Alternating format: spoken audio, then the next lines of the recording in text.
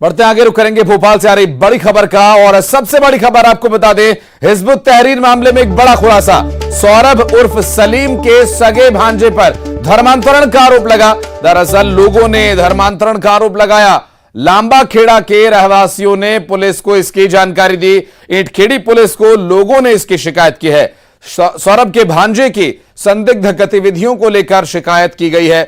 सौरभ से सलीम बना सौरभ राजवैद्य, जिसके भांजे पर स्थानीय लोगों ने आरोप लगाया है और उसके भांजे पर धर्मांतरण का आरोप लगाया गया है। सगा भांजा सौरभ से सलीम बने सौरभ राजवैद्य के भांजे पर धर्मांतरण का आरोप लगाया गया। लोगों ने धर्मांतरण का आरोप लगाया। लांबा खेड़ा के रहवासियों ने पुलिस को इसकी जानकारी दी। ईंटखेड़ी पुलिस को लोगों ने शिकायत की है। दरअसल सौरभ के भांजे की गतिविधियां संदिग्ध बताते हुए आरोप लगाया गया स्थानीय लोगों के द्वारा, जिस पर हिजबुत तहरीर से जुड़े होने की आरोप लग रहे हैं। दरअसल सौरभ से सलीम बने सौरभ राजवैद्य के सगे भांजे को लेकर यह आरोप लगाया गया है।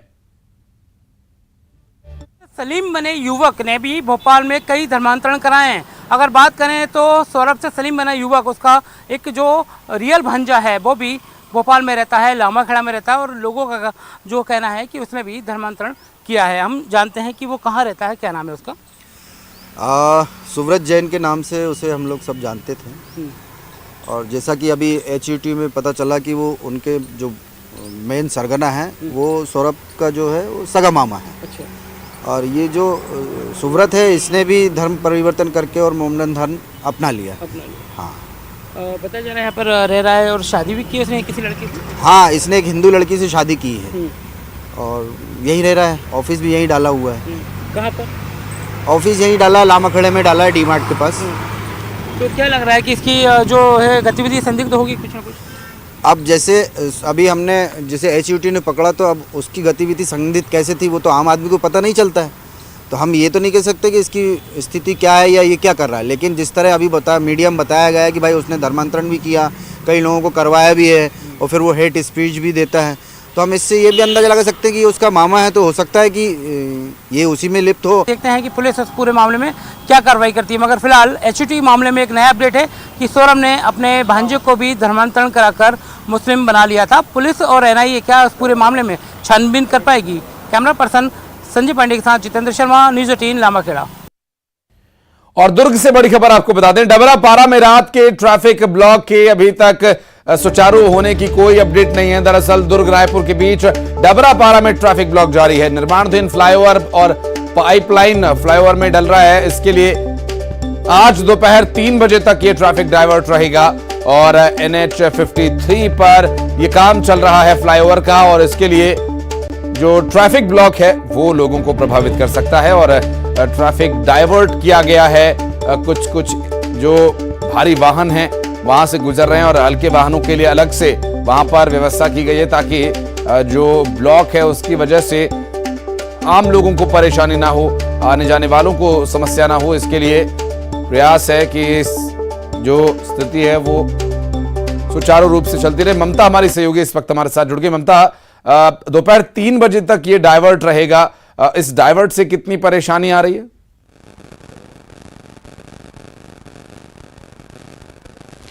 बिल्कुल, देखिए, और इसके चलते जो है वो अगर हम बात करें तो लंबे ट्रैफिक जाम से भी लोगों को गुजरना पड़ रहा है। और खासतौर पे अगर हम बात करें तो रायपुर, दुर्ग और भिलाई में रूटीन में लोगों का आना जाना रहता है। और इस आने जाने खासतौर पे अगर हम बात करें तो दुर्ग भिलाई से भी लोग अप डाउन करते हैं।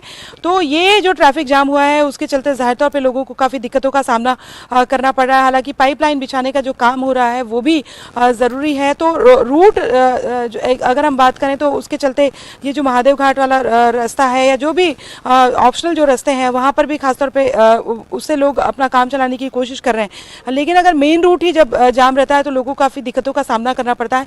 हालांकि ये कहा गया है कि आज 3 बजे तक जो है वो चीज़ें ठीक हो जाएंगी और पाइपलाइन बिछाने का काम भी खत्म हो जाएगा और रूट जो है वो पहले की तरह कर दिया जाएगा। लेकिन डेली बेसिस पे जो लोग अप डाउन करते हैं उनको जितना समय लगना चाहिए उससे ज़्यादा दुगना समय लग रहा है। जी, बहुत शुक्रिया आपका इस पूरी जानकारी के लिए ममता, और आगे अपडेट लेने के लिए फिर संपर्क करेंगे आपसे। तो 3 बजे तक ये डाइवर्ट रहेगा और इससे आम लोगों को परेशानी हो सकती है। बढ़ते आगे, उज्जैन से बड़ी खबर आपको बता दें। उज्जैन जिला के प्रभारी और वित्त मंत्री जगदीश देवड़ा ने महाकाल लोक जाकर निरीक्षण किया और आंधी तूफान से क्षतिग्रस्त हुई सप्तऋषि की 6 प्रतिमाओं के नुकसान का निरीक्षण उन्होंने किया। दरअसल वित्त मंत्री ने आला अधिकारियों के साथ पूरे महाकाल लोक का निरीक्षण किया और नुकसान का जायजा उन्होंने लिया। इस दौरान उन्होंने कहा कि प्राकृतिक आपदा पर किसी का बस नहीं। उन्होंने कहा कि सभी प्रतिमाओं को फिर से स्थापित किया जाएगा और इसके लिए कार्यदायी संस्था और ठेकेदारों से बात होगी। वहीं उज्जैन के महाकाल लोक का कांग्रेस की टीम दौरा कर नुकसान का आकलन करेगी।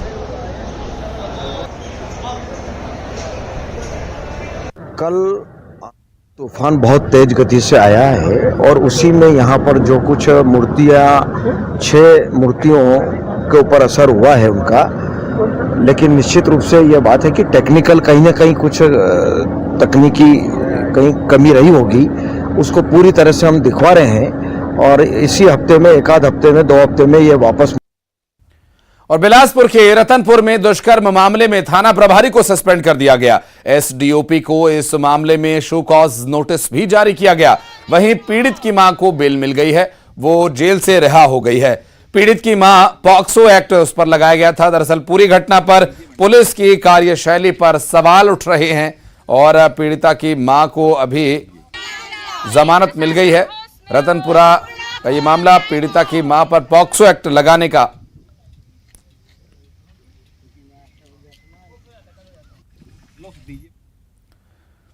चुनावी साल में छत्तीसगढ़ में शराबबंदी पर सियासत जारी है और शराबबंदी पर स्वामी शंकराचार्य अविमुक्तेश्वरानंद ने कहा कि कानून से वो बात नहीं होती। यदि जनता शराबबंदी चाहेगी तो सरकार को मदद करनी चाहिए, क्योंकि जितने भी अपराध हो रहे हैं उसमें शराब का बड़ा हाथ है। अगर क्राइम पर लगाम लगानी है तो शराबबंदी करनी होगी। शंकराचार्य के बयान के बाद बीजेपी और कांग्रेस के बीच आरोप प्रत्यारोप का दौर जारी है। शराबबंदी पर बीजेपी प्रदेश अध्यक्ष कांग्रेस पर निशाना साध रहे हैं।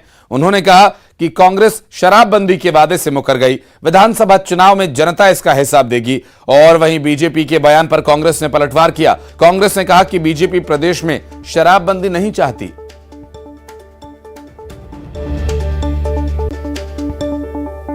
तो सारी महिलाएं इकट्ठी हो जाएंगी और शराब पी के जो आएगा गांव में उसको पिटाई कर देंगे। और उन लोगों ने ये शुरू किया, घर घर 2-4 जहां पिटे, अब गांव में शराब आना बंद हो चुकी है। बिहार में शराबबंदी हुई, नीतीश कुमार जी ने किया, लेकिन ब्लैक में वहां मिल रही है। गुजरात में जाने कितने समय से, जब मोरारजी देसाई का कार्यकाल था उसी समय से नशाबंदी है, लेकिन हर गांव में शराब मिलती है। बीच बीच में कच्ची शराब पीने से कई लोग मरते भी हैं, उसके समाचार भी प्रकाशित होते हैं। तो